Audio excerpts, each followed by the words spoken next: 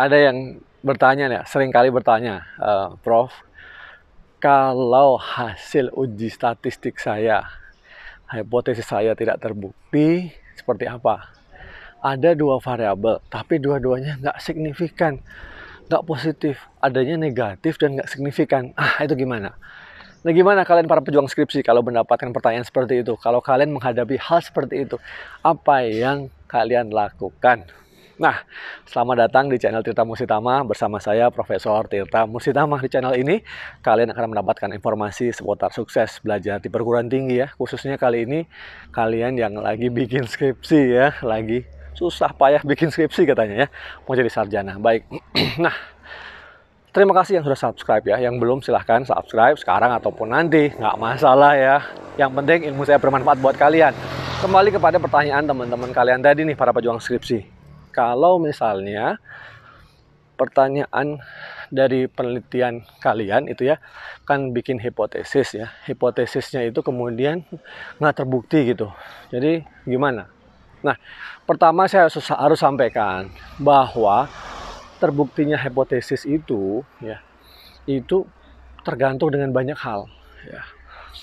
Tentu karena ini kuantitatif, studi yang kuantitatif, itu pendekatannya deduktif.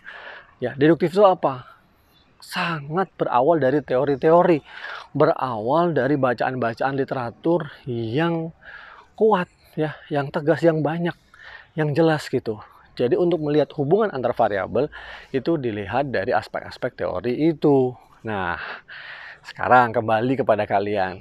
Kalau hipotesisnya kalian nggak signifikan, negatif, nah itu gimana? Itu tadi, bagaimana dalam bacaan-bacaan kalian, variabel-variabel yang ada ya dalam teori itu mengatakan apa? Apakah mengatakan negatif, atau mengatakan positif, atau ada hubungannya atau tidak? Jadi jangan khawatir.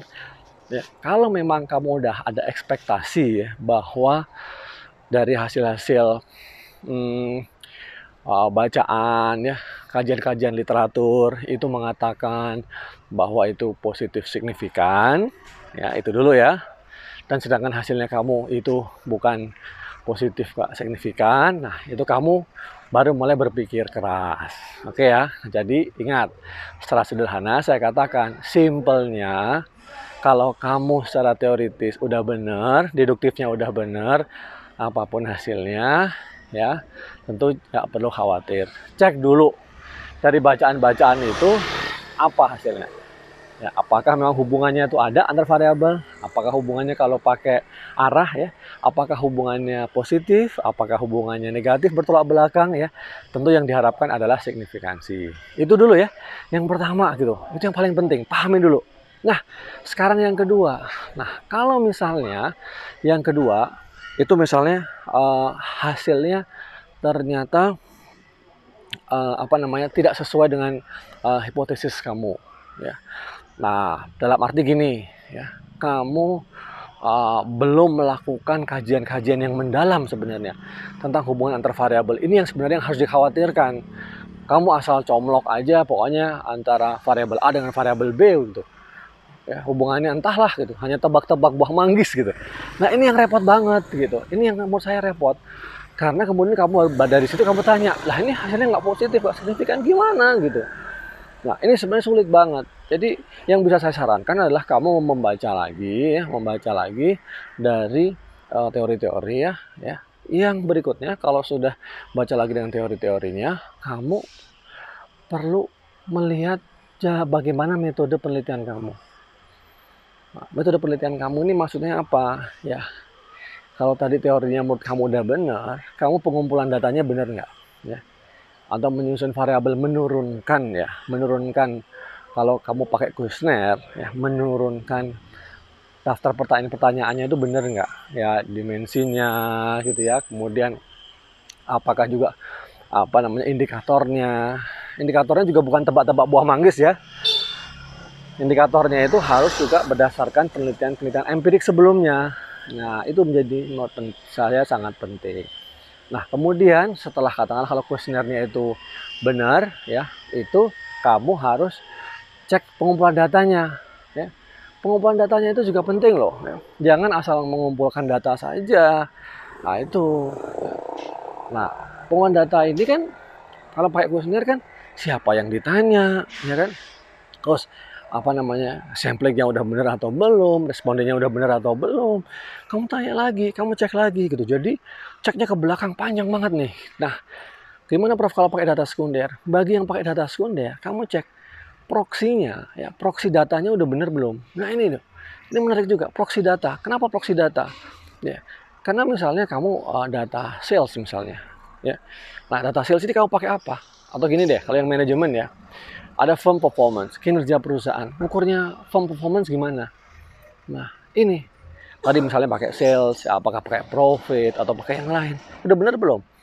Nah, ini harus kamu cek ya. Nah, jadi kalau jawaban dari sebuah pertanyaan, kalau hipotesis saya tidak terbukti, itu jadi masalah apa tidak, apa yang harus saya lakukan. Nah, jawabannya kembali kepada kalian pada dua hal besar tadi. Nah, tapi untuk menutup paparan ini ada satu hal yang ingin saya sampaikan yang perlu ya kalian pahami ya buat kalian semua. Yaitu apa? Kalau yang pertama, tahap pertama tadi ya, pertanyaan pertama tentang teori-teori itu kamu udah benar ya. Kemudian kamu udah melakukan yang metode-metode penelitiannya juga udah benar ya, nggak ada masalah gitu.